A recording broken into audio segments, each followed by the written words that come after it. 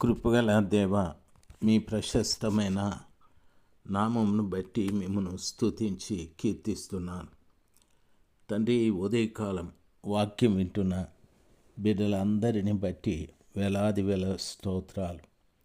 ప్రతి వారు నీ వాక్యము చేత సంధించబడాలి, నీ వాక్యము చేత సరిచేయబడాలి, బలపరచబడాలి.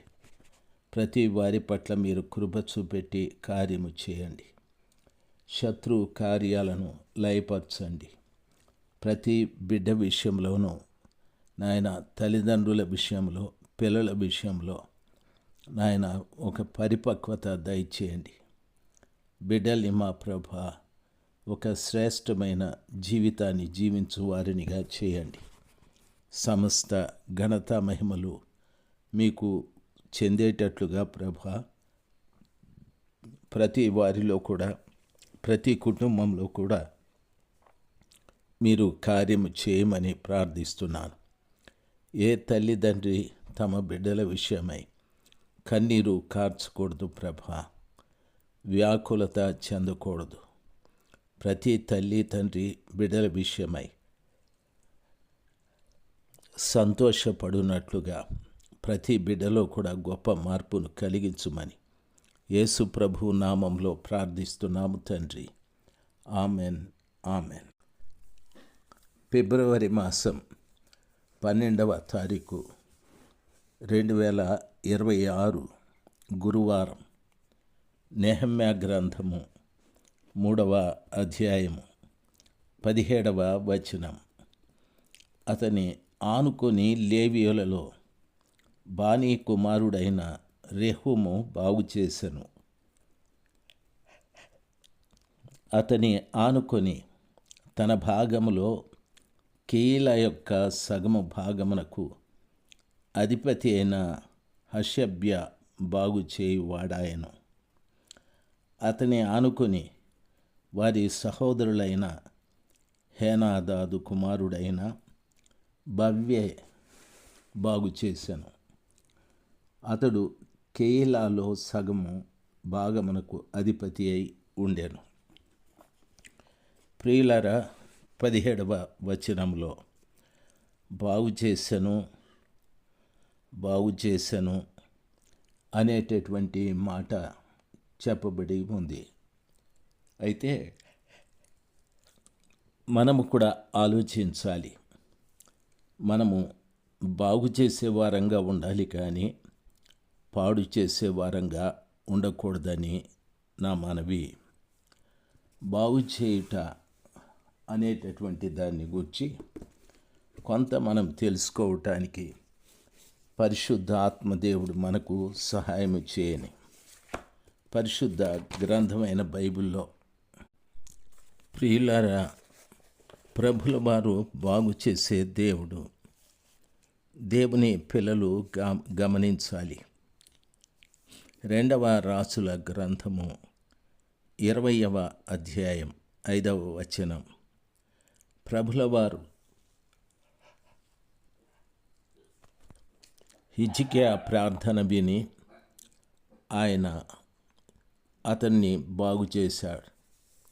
హిజ్కియాకు మరణకరమైన వ్యాధి కలిగింది. అయితే కన్నీళ్లతో ఆయన గోడ వైపు తిరిగి ప్రార్థన చేసినప్పుడు ఆయన ప్రార్థనను అంగీకరించి ఆ కృపగల దేవుడు అతన్ని బాగు చేశాడు. ప్రభువు బాగు చేసే దేవుడై ఉన్నాడు.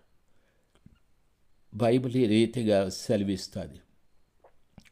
కీర్తన 6:2లో యెహోవా నా ఎముకలు అదురుచున్నవి, బాగు చేయము అని ప్రార్థన చేశాడు.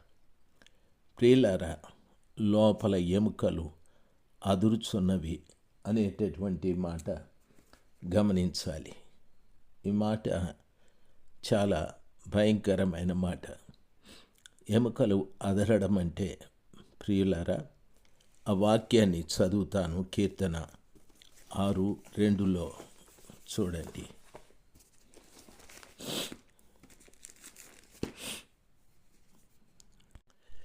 యెహోవా, నేను కృషించి ఉన్నాను, నన్ను కరుణించుము.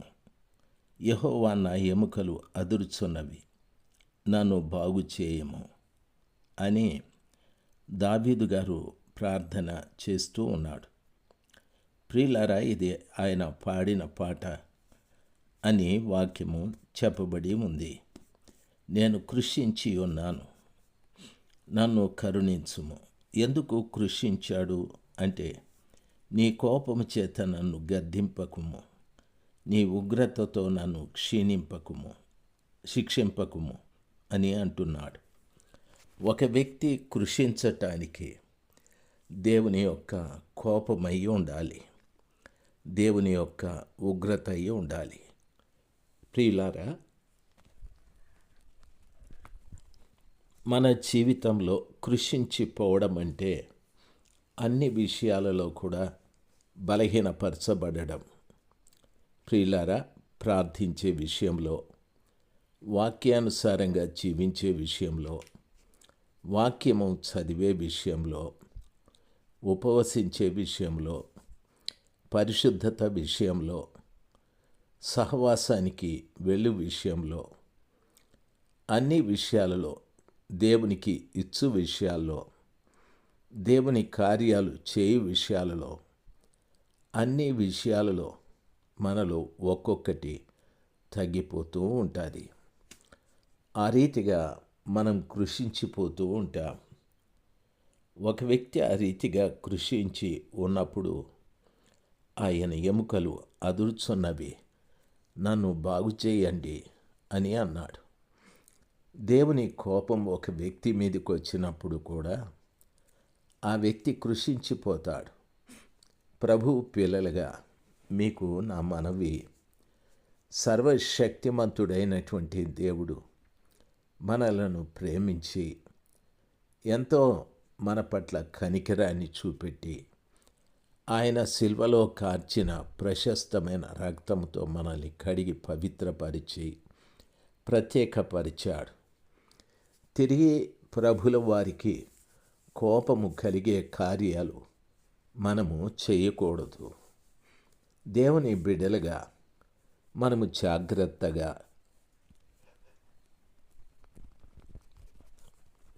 ఆయన ప్రేమను సంపాదించుకొని బ్రతకటానికి నేర్చుకోవాలి.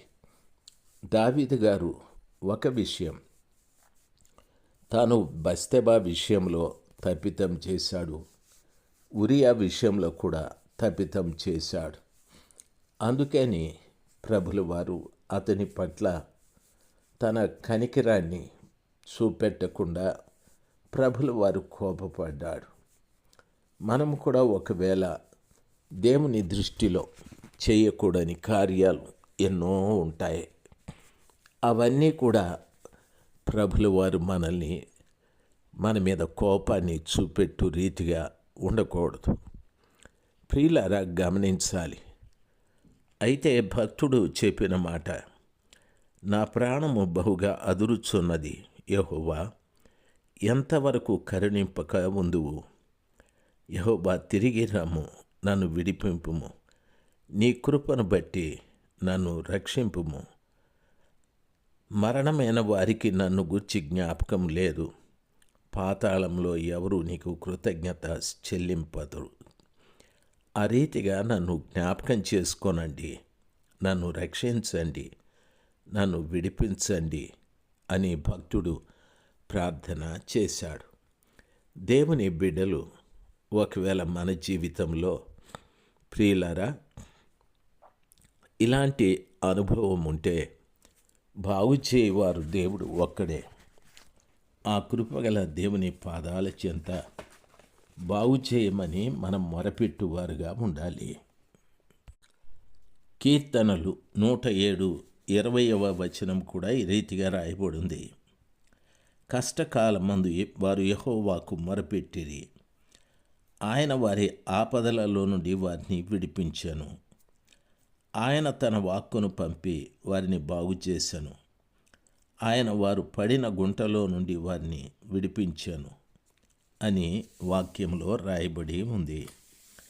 కృపగల దేవుడు మనల్ని ప్రేమించి ఆయన వాక్కును మన దగ్గరికి పంపాడు.